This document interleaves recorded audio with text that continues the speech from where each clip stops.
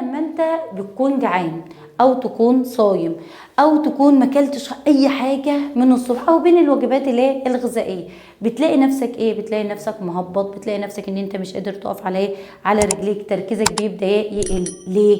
عشان مستوى سكرك اقل. طب مستوى السكر ده لما يقل ايه المشكله يعني؟ ما هو السكر احنا خدناه قبل كده يا دكتور ان هو اهميته في ايه؟ ان السكر ده هو هرمون الثيروكسين هيدخل على الخلايا، يبدا يحرق سكر الجلوكوز علشان البني ادم ده محتاج ايه؟ طاقه، علشان ندي طاقه ونشغل الايه؟ ونشغل الجسم كله. يعني انت كده انت محتاج سكر علشان عمليه الحرق، عشان تقدر تاخد طاقه عشان تقوم بالعمليات الايه؟ الحيويه.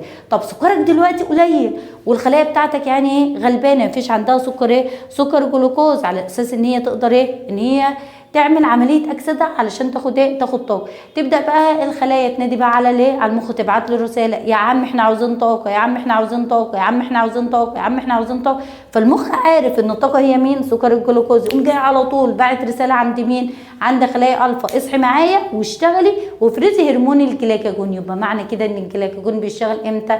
بيشتغل لما مستوى سكر الجلوكوز يقل في الايه؟ في الدم. يبقى هنا عند انخفاض مستوى سكر الجلوكوز في الدم عن المعدل الطبيعي، عن المعدل الايه؟ المعدل الطبيعي. ايه هو المعدل الطبيعي اللي احنا قلنا؟ من 80 ل 120. هو بقى يقل عن كام؟ يقل عن ال 80 مللي جرام لكل 100 سنتيمتر مكعب. لما بيحصل فيه انخفاض، احنا قلنا ده في الحالات اللي الطبيعيه، ان انت ما اكلتش، ان انت بين الوجبات اللي الغذائيه، في الحاله ديت يحصل ايه؟ في الحاله ديت على طول تنشط خلايا الفا تفرز مين؟ تفرز هرمون الجلاكاجون. طيب يعمل ايه بقى هرمون الجلاكاجون؟ هرمون الجلاكاجون يبدأ بقى يروح للمكان الأساسي لتخزين سكر الجلوكوز في الدم، اللي هو مين؟ اللي هو الكبد. فهو ما بيأثرش الا على مين؟ على الكبد. يقوم جاي هرمون الجلاكاجون رايح عند مين؟ عند الكبد اهو، ويبدأ بقى يقول له ايه؟ طلع لي بقى من الجلايكوجين اللي عندك ده، طلع لي منه ايه؟ سكر جلوكوز. سكر الجلوكوز ده ابدا بقى صبهولي جوه، هيتصب جوه الوريد الكبدي علشان يمشي بقى في الدوره الدمويه ويوصل لكل حاجه موجوده عندك في الايه؟ في الجسم. يبقى هرمون الجلاكاجون بيعمل ايه؟ بيرفع مستوى سكر الجلوكوز في الدم عن طريق ان هو يروح لمين؟ تحفيز الكبد بس. تحفيز الايه؟ الكبد بس. على ايه؟ على تحويل الجلايكوجين المخزن فيه الى مين؟ الى سكر جلوكوز ينساب في الايه؟ ينساب في الدم. ماشي؟ يبقى احنا عندنا الجلاكاجون في الصورة الطبيعية لما بيبدأ يزيد، ايه اللي بيحصل؟ الجلوكوز معانا بيبدأ هنا ايه؟ يزيد. بس جلايكوجين مين؟ جلايكوجين الكبد بيبدأ يقل. جلايكوجين الكبد بيبدأ يقل. يبقى احنا عندنا اللي بيأثر على جلايكوجين الكبد وينقصه عندنا حاجتين، اللي هم مين؟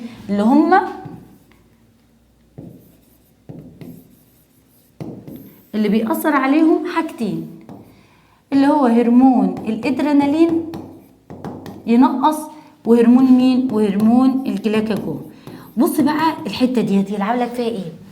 لما يجي يحط لك هنا، يقوم جاي عامل لك هنا جلايكوجين العضله، يقوم جاي يقول لك مستواه بدأ يقل. يبقى ده مين؟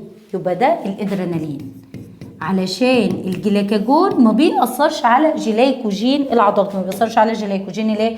جلايكوجين العضلات.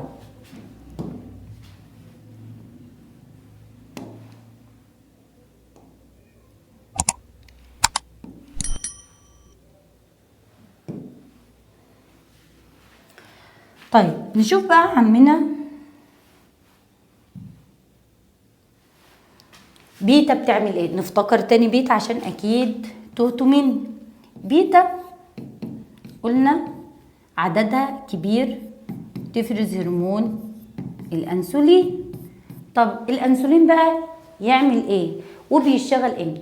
لما سكر جلوكوزك يبدأ يزيد في الدم، انت كلت وجبة غنية بالكربوهيدرات. حتى انت بنلاحظها قوي في رمضان، بعد ما احنا بناكل الوجبة التقيلة المتينة وبعدها حلويات، بتلاقي دماغك ده خلاص بدأ ان هو ايه، دايخ ومش قادر اصلا تقف على ايه، على رجليه. طيب هنا بقى بيحصل ايه؟ هنا الخلايا بيبقى فيه سكر جلوكوز في الدم كتير كتير قوي، والخلايا مش حابة اصلا سكر الجلوكوز اللي محوطها من كل من كل الجوانب. سكر الجلوكوز لما بيبدأ يزيد اصلا في الدم بيخلي الدم بتاعنا حامضي، والدم الحامضي بيقعد ياكل في الايه، في الخلايا. شفت كأن حاجة عمالة تقرص تقرص تقرص في الايه، في الخلايا.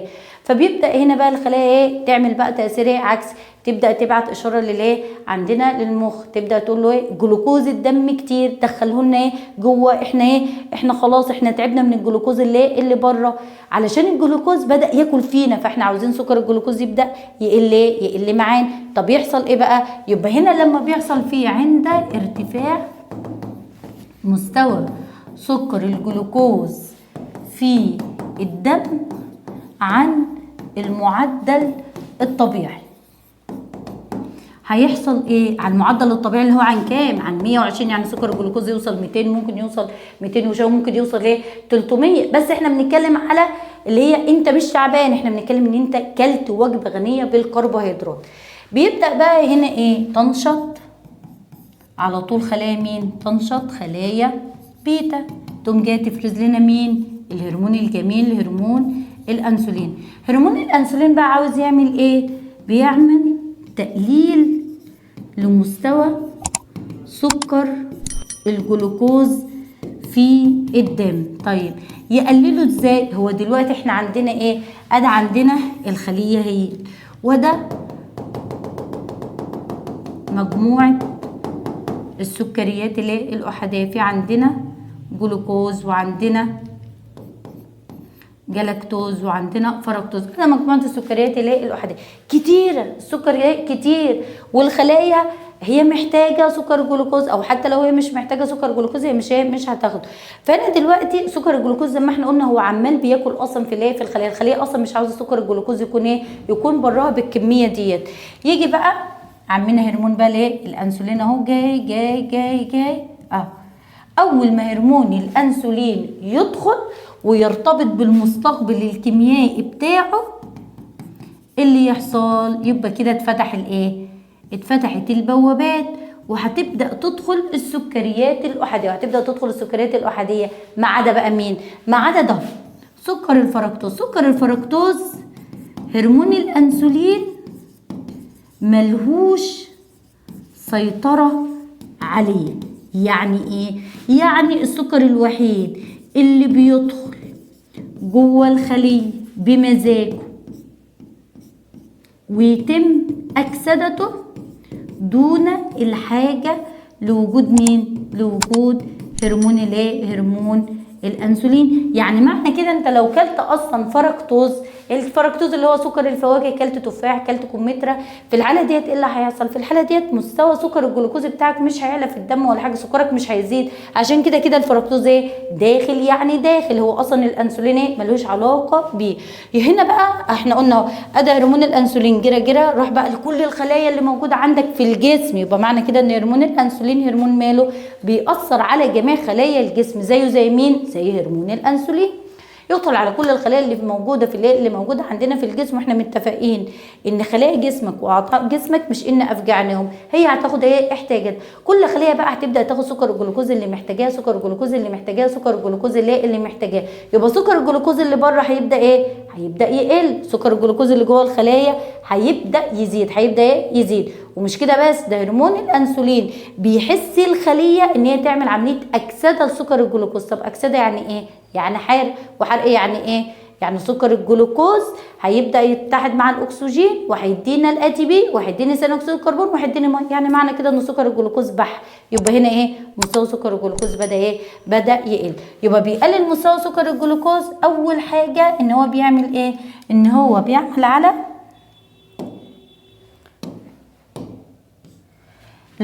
على السماح بمرور السكريات الأحادية إلى داخل الخلايا. عدا مين؟ عدا الفركتوز. قلنا الفركتوز ماله؟ بيدخل جوه الخليه دون الحاجه الى وجود هرمون الانسولين. بعد كده والحث على اكسده سكر الجلوكوز، حث الخلايا على اكسده سكر الجلوكوز، يبقى ده اول حاجه بيعمل. طيب بعد كده في سكر جلوكوز مثلا باقي معايا، وده بيبقى كتير. سكر الجلوكوز بقى الباقي يبدا بقى هنا ايه؟ يبدا هرمون الانسولين يعمل زي كفه ميزان، يبدا يتحكم بين سكر الجلوكوز المنفرد في الدم والجليكوجين المخزن في الكبد، ويبدا سكر الجلوكوز الزايد عن حاجه الجسم يحوله الى جليكوجين هيتخزن في الكبد او هيتخزن في العضلات، يحوله الى مواد دهنيه تتخزن في انسجه الجسم. عشان كده انت لما بتروح تعمل نظام غذائي ومش علشان تبدا ان انت تخس، تلاقي ان الدكتور بيبدا ايه؟ يقول لك قلل من الكربوهيدرات. لما انت تكون مثلا ايه قاعد وبتاكل رز كتير، امك هتقوم جايه او ما تاكلش رز كتير، ما تاكلش عيش كتير، عشان ايه؟ ما تتخنش. طيب ليه؟ ما هو عشان الجلوكوز الزايد ده بيتحول اصلا الى ايه؟ الى دهون، والدهون تقعد تتراكم. هي بقى بعد ما الجليكوجين يتاخد منه الطاقه، يبدا جسمك ياخد من مين؟ ياخد من الدهون. فبيبقى موضوع ان تبدا تخس ده بتبقى ايه؟ محتاجه وقت منه.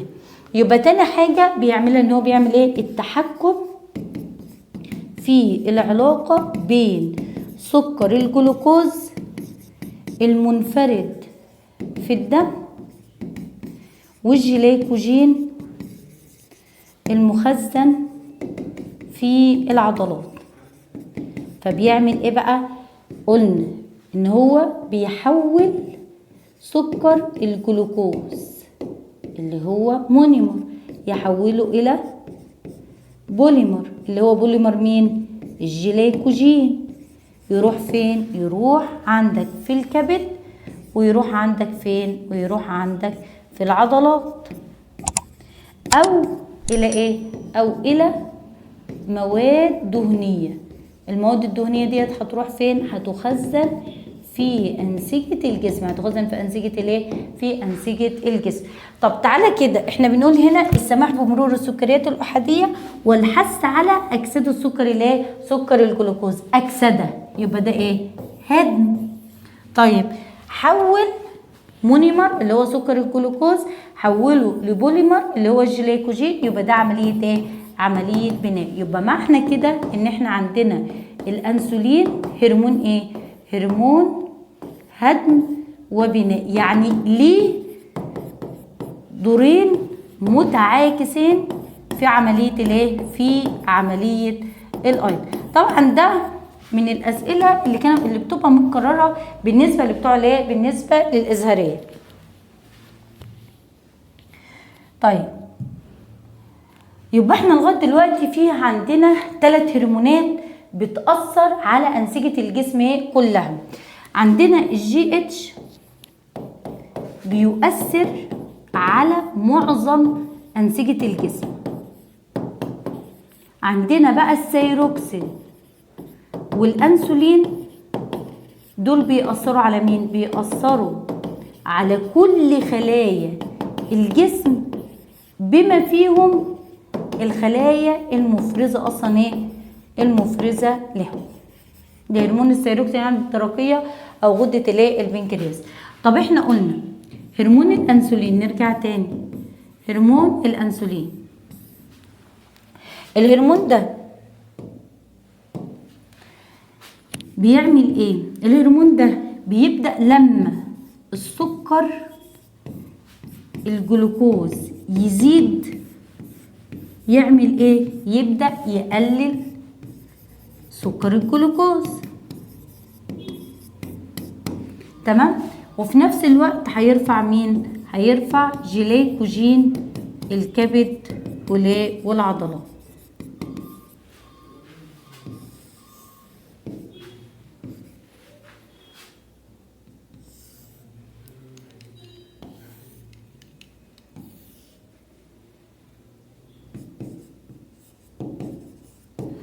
طب لما يجي يقول لك ايه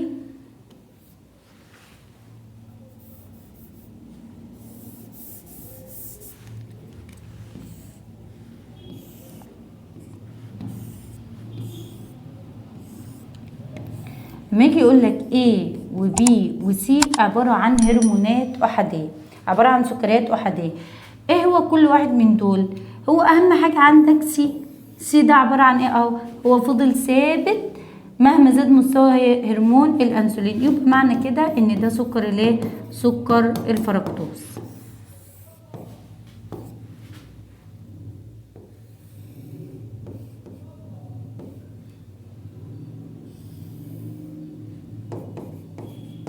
لما الانسولين هيزيد يبقى هيزود هيبدا يزود من جليكوجين الكبد او جليكوجين العضلات، خلي بالك، او وهينقص من سكر الجلوكوز. يبقى احنا عندنا